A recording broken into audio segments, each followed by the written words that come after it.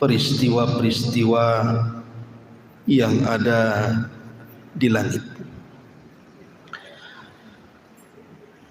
Dan tadi kita sudah menjelaskan di antara penyebab pintu langit itu terbuka adalah peristiwa Isra dan Mi'raj Nabi sallallahu alaihi wasallam. Dan tadi sudah saya singgung bagaimana Rasul berjumpa dengan para nabi. Singkat cerita, Nabi sallallahu alaihi wasallam akhirnya sampai di sebuah tempat yang disebut dengan Sidratil Muntaha. Sidrah itu sebuah pohon yang kalau seandainya seseorang memacu dengan kuda balap selama 100 tahun, niscaya bayang-bayang pohon itu tidak mungkin lepas. Saking besarnya pohon itu. Daunnya seperti telinga-telinga gajah, dan buahnya seperti tempat-tempat yang biasa orang-orang menyimpan kurma di situ. Artinya bahwa Sidratil Muntaha itu adalah akhir daripada seluruh ilmu makhluk-makhluk Allah Azza wa Jalla. Karena di atasnya tidak bisa dijangkau makhluk kecuali Allah Subhanahu wa taala. Disinilah Nabi sallallahu alaihi wasallam mendapatkan syariat salat. Makanya sering saya katakan bahwa salat itu ibadah mulia. Karena satu-satunya ibadah yang diwajibkan di langit, sementara ibadah-ibadah yang lain diwajibkan di bumi. Salat itu ibadah yang kewajibannya tanpa ada perantara antara Allah, malaikat dengan Rasul, tapi langsung Allah kepada Rasul. Bahkan salat menjadi rukun kedua setelah syahadatain. Bahkan penentu semua amal. Kalau baik solatnya maka dianggap baik semua amalnya. Kalau buruk solatnya maka dianggap buruk semua amalnya. Bahkan di akhirat, amalan yang pertama kali dihisab oleh Allah Subhanahu wa taala. Lah di atas langit inilah Nabi sallallahu alaihi wasallam banyak diperlihatkan. Pertama, Jibril. Rasul melihat bentuk Jibril dalam bentuk asli kedua kalinya. Yang pertama saat Nabi SAW mendapatkan wahyu di Gua Hira. Setelah itu baru Nabi SAW diperlihatkan bentuk Jibril yang sedang duduk di antara langit dan bumi. Kemudian kali kedua saat peristiwa Mi'raj, Nabi diperlihatkan bagaimana bentuk Jibril yang memiliki 600 sayap, yang satu sayap saddal ufuk, memenuhi langit. Sehingga kalau antum melihat ke depan sayap Jibril, ke belakang sayap Jibril, samping kiri kanan sayap Jibril, saking menutup ufuk. Kemudian yang kedua, Nabi SAW diperlihatkan para nabi. Kemudian yang ketiga, termasuk Nabi SAW diperlihatkan Baitul Ma'mur. Baitul Ma'mur itu Ka'bahnya para malaikat. Satu hari, kenapa Allah Subhanahu wa taala ciptakan Baitul Ma'mur untuk para malaikat? Begini ceritanya. Jadi ketika Allah Subhanahu wa taala hendak menciptakan Adam, apa malaikat mengatakan, ataj'alu man yufsidu fiha wa yasfiku ad-dima wa nahnu nusabbihu bihamdika wa nuqaddisu lak. Qala inni a'lamu ma la ta'lamun. Ya Rabb, apakah engkau akan menciptakan makhluk yang merusak bumi, menumpahkan darah, sementara kami makhluk yang senantiasa bertasbih kepadamu dan memuji kamu? Seolah-olah malaikat mengatakan, ginilah ya Rabb, sudahlah, tak perlu kau ciptakan Adam itu. Kalau tujuannya hanya merusak bumi, menumpahkan darah, biar kami yang menghuni bumi. Biar tidak ada pertumpahan darah lagi, tidak ada yang merusak bumi lagi. Biar kami yang menghuni bumi, kami yang akan bertasbih, beribadah siang malam setiap detik kepadamu. Melihat semangatnya malaikat dalam rangka beribadah kepada Allah Azza wa Jalla, di sini Allah Subhanahu wa taala ciptakan Baitul Ma'mur supaya malaikat itu punya tempat ibadah khusus. Bagi manusia disebut Ka'bah, bagi malaikat disebut Baitul Ma'mur, Ka'bahnya para malaikat. Karena semangatnya mereka, Allah ciptakan Baitul Ma'mur. Maka malaikat pun memiliki Ka'bah sendiri. Kata Imam Ibnu Katsir rahimahullahu ta'ala dalam kitab Bidayah wa Nihayah, Baitul Ma'mur, Ka'bahnya malaikat ini kalau jatuh, maka menimpa Ka'bah yang ada di bumi. Jadi satu garis lurus ke atas antara Ka'bahnya malaikat Baitul Ma'mur dengan Ka'bahnya manusia. Menurut Imam Ibnu Katsir dalam kitabnya Bidayah wa Nihayah. Lah setiap hari Rasul diperlihatkan bagaimana malaikat masuk ke Baitul Ma'mur itu jumlahnya 70.000 masuk ke Baitul Ma'mur. Di situ mereka tawaf, beribadah kepada Allah Azza wa Jalla satu hari saja. Habis itu mereka keluar dan tidak pernah kembali. Kemudian esok harinya datang malaikat yang baru dengan jumlah yang sama, 70.000. Kemudian tawaf satu hari, kemudian keluar dan tidak pernah kembali. Kemudian Allah ciptakan malaikat yang sama jumlahnya masuk lagi ke Baitul Ma'mur, dan begitulah setiap harinya. Anda bisa bayangkan berapa jumlah malaikat? Banyak sekali. Kalau setiap hari 70.000 malaikat masuk ke Baitul Ma'mur kemudian keluar tidak pernah kembali, besoknya masuk lagi 70.000 malaikat dan tidak pernah kembali. Wa ma ya'lamu junuda rabbika illahu wa ma huwa illa dzikra lil bashar. Tidak ada yang tahu jumlah para malaikat kecuali Allah. Kalau itu adanya, malaikat wa yaf'aluna ma yu'marun, tidak pernah bermaksiat apapun yang Allah perintahkan. Seandainya seluruh manusia kufur, tidak mungkin mengurangi kekuasaan Allah. Sudah ada para malaikat yang ibadah. Sebagaimana kalau semua manusia beriman, tidak pernah menambah kekuasaan Allah sedikit pun. Ma'asyiral muslimin yang dimuliakan Allah Azza wa Jalla, termasuk Nabi sallallahu alaihi wasallam diperlihatkan Nahrul Kautsar. Nahrul Kautsar itu artinya telaga Al-Kautsar, di mana alirannya sampai ke Sidratil Muntaha. Kata Nabi SAW, aku melihat ada dua aliran, ada 4 aliran, 2 zahir dan 2 batin. Adapun yang batin di sorga, adapun yang zahir di dunia, maksudnya sungai Efrat dan sungai Nil. Dulu asalnya air itu dari sorga, asalnya.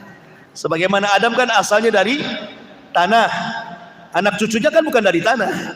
Jin asalnya dari api, anak cucunya bukan dari api.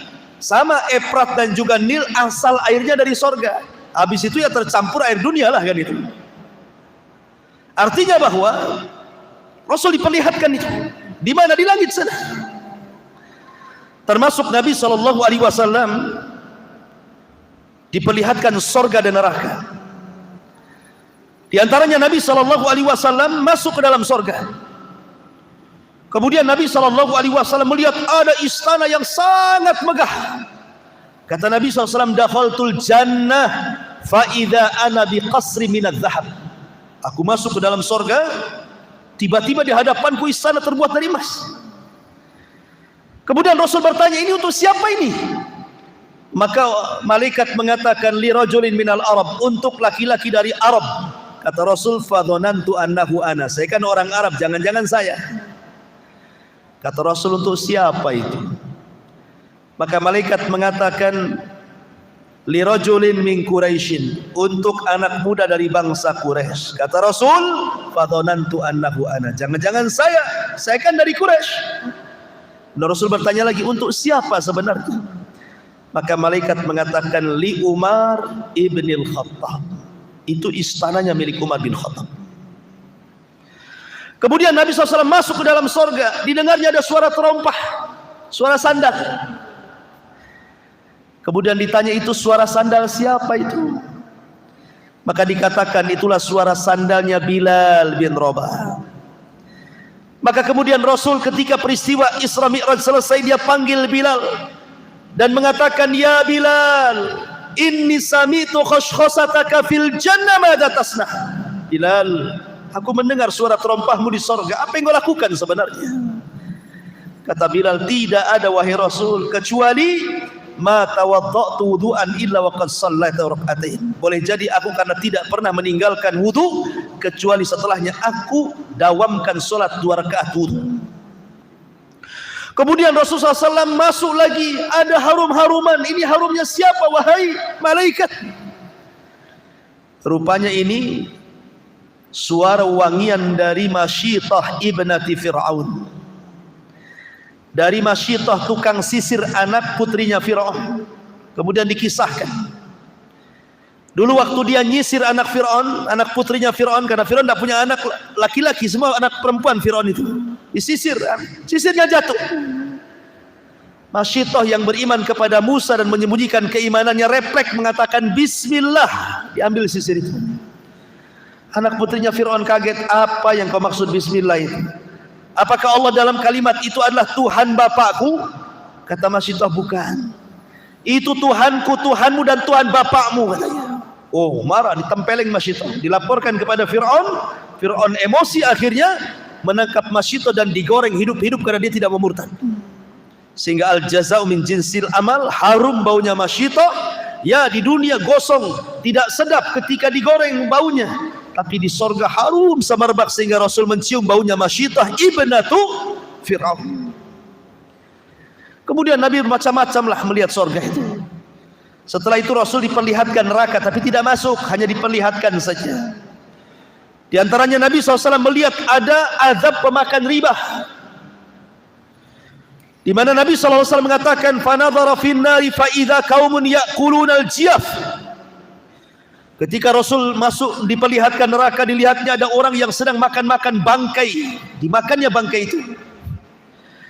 Kemudian Rasul mengatakan, man haula ya Jibril, siapa orang-orang itu wahai Jibril? Maka Jibril mengatakan, haula illadina ya'kuluna luhumun nas, mereka orang-orang yang tukang gibah, maka di akhirat mereka akan memakan bangkai saudaranya. Kemudian Nabi SAW melihat lagi, lamma urija bi marartu bi qaumin lahum adfar min nuhasin yahmushuna wujuhahum wa sudurahum. Diperlihatkan sebuah kaum yang kuku-kukunya panjang dari kuningan, kemudian dicakar-cakar muka dan dadanya sehingga terlepas antara daging dan tulangnya. Kemudian Rasul mengatakan, siapalah itu wahai Jibril, azabnya kok ngeri sekali? Maka Jibril mengatakan, merekalah alladzina ya'kuluna luhumun nas wa yaqauna fi a'radihim. Mereka orang yang suka menyebar-nyebar aib saudaranya, yang suka mencongkel-congkel aib saudaranya, menyebar fitnah dan begitu seterusnya. Termasuk juga kata Rasul, ra'aitu lailata usriya birijalan tuqradu shifahuhum bimaqarid minnah. Saat malam aku diisrakan, aku melihat ada orang yang digunting-gunting lidahnya di neraka. Kemudian aku katakan, ya Jibril, siapa mereka itu? Kok ada gunting api menggunting-gunting lidahnya? Maka Jibril mengatakan, haula al-khutaba'u min ummatika ya'muruna an-nas bil birri wa yansawna anfusahum wa hum yatluna al-kitab afala ya'qilun. Mereka para pendakwah dari umatmu, mereka pandai menyuruh manusia kepada kebaikan, tapi mereka melupakan diri-diri mereka sendiri. Maka mereka adalah khutbah, ahli khutbah yang menyebar fitnah di tengah-tengah manusia. Dan begitu seterusnya. Termasuk Rasul diperlihatkan makanan penduduk neraka zakum, yang Allah katakan, inna syajarataz zakum ta'amun asim. Di mana syajarataz zakum itu keluar dari dasar jahim, di mana buahnya seperti kepala-kepala setan, dan itu adalah pohon yang dilaknat. di mana kalau dimakan akan menghancurkan tenggorokan dan perut, karena memang zakum terbuat dari api, na'udzubillah. Ma'asyiral muslimin yang dimuliakan Allah Subhanahu wa taala. Inilah di antara peristiwa-peristiwa langit dalam peristiwa Isra Mi'raj. Kemudian di sana ada peristiwa langit yang lainnya. Ketika Allah Subhanahu wa taala berfirman di dalam Al-Qur'anul Karim, hatta idza fuzzi'a an qulubihim qalu madza qala rabbukum qalu al-haqq wa huwal aliyyul kabir. Dalam surah As-Saba 23. Sehingga apabila fuzzi'a an qulubihim, rasa takut mereka agak mereda. Maksudnya rasa takut para malaikat sudah mereda. Qalu, maka malaikat bertanya kepada Jibril, madza qala rabbukum, apa yang difirmankan Rabb kalian kepada kami wahai Jibril? Maka Jibril mengatakan, qalul haqq wa huwal aliyyul kabir, kebenaran dan kebenaran. Begini ikhwan, disebutkan di dalam hadis yang dikeluarkan Imam Muslim dan yang lainnya. Jadi suatu ketika Nabi SAW sedang duduk seperti ini malam-malam, jatuh meteor, melesat dari langit meteor. Kemudian Nabi SAW bertanya, kalau ada meteor, kira-kira menurut kalian waktu di zaman jahiliyah itu pertanda apa?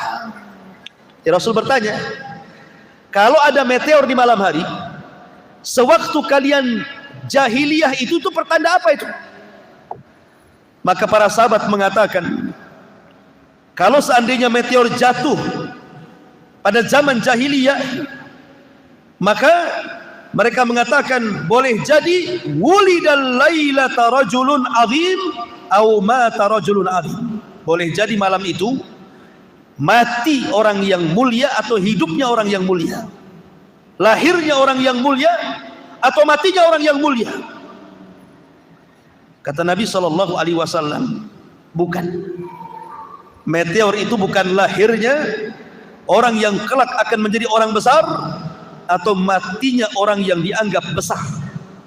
Kemudian Rasul menjelaskan, fa innaha yurma biha, karena sesungguhnya meteor itu dilemparkan lisyayat, syuhuban lisyayatin, itu dalam rangka melempar-lempar dengan mata api itu setan-setan yang berusaha langit, naik ke langit.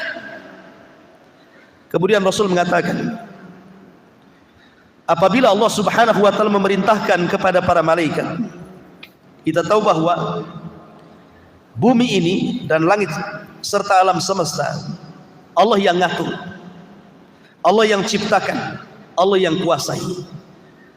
Tetapi aturan-aturan Allah itu dipegang oleh para malaikat. Seperti menurunkan hujan, Allah perintahkan turunkan hujan, maka malaikat akan turunkan hujan. Buat gempa, maka malaikat buat gempa. Buat tsunami, maka malaikat buat tsunami. Gunung meletus, maka malaikat buat gunung meletus. Tumbuhkan tuh di ladang, di sawah, maka malaikat akan menumbuhkan atas perintah Allah. Makanya ada hadis dalam Sahih Muslim atau Sahih Bukhari kalau tidak salah, di zaman Bani Israel ada orang yang jalan di kebun, tiba-tiba ada awan hitam di atas kepalanya. Tiba-tiba di balik awan itu ada suara iski hadiqata fulan, hujani kebunnya si fulan. Anak muda yang berjalan di pematang ladang ini kaget, kok ada suara di balik awan, dan mengatakan hujani kebun si fulan. Diikuti awan itu sampai akhirnya awan itu persis di bawah kebun si fulan, tiba-tiba menghujani kebun itu. Anehnya yang lain tidak kehujanan, kebun sapetak itu saja dihujani. Kebun awan ini pergi. Kemudian orang ini heran, ditunggu siapa pemiliknya. Ketika datang pemiliknya ditanya, apakah engkau yang punya kebun? Ya. Namamu siapa? Dia mengatakan fulan ibn fulan. Kaget, oh, kok persis seperti nama yang disebut di balik awan itu. Kemudian orang ini mengatakan, apa yang kau lakukan dengan kebunmu ini? Maka dia mengatakan, aku kalau panen aku buat 3. Sepertiga aku kembalikan ke ladang, sepertiga aku sedekahkan, dan sepertiga untuk keluargaku. Oh, artinya sedekah itu membawa rizki. Artinya yang membawa awan ini siapa? Malaikat. Jadi Allah Subhanahu wa taala kalau memerintahkan sebuah perkara, apa kata Rasul? Maka Allah akan membuat suara seperti rantai besi yang dipukul-pukulkan ke batu yang sangat keras. Dan itu suara gemerincing yang membuat para malaikat satu langit pingsan. Tidak ada yang siuman. Semua dibuat pingsan oleh Allah Azza wa Jalla. Baru setelah kemudian semua malaikat yang di langit pingsan, yang pertama kali siuman siapa? Jibril. Karena tidak boleh ada yang boleh mendengar bagaimana Allah mewahyukan kepada Jibril kecuali Jibril. Sebab kalau semua dengar, apa fungsi Jibril? Ya. Bukankah Jibril dimuliakan karena mendapatkan wahyu? Maka Jibril dipanggil oleh Allah Azza wa Jal, kemudian ditugaskan, ya Jibril, buatlah ini, sampaikan kepada seluruh malaikat.